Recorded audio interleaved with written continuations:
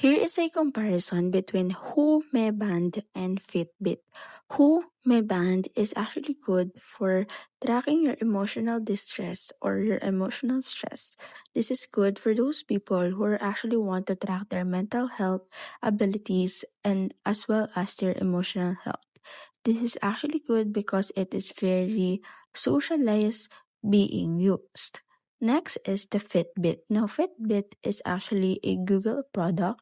So, this is an activity tracker and smartwatch from Google.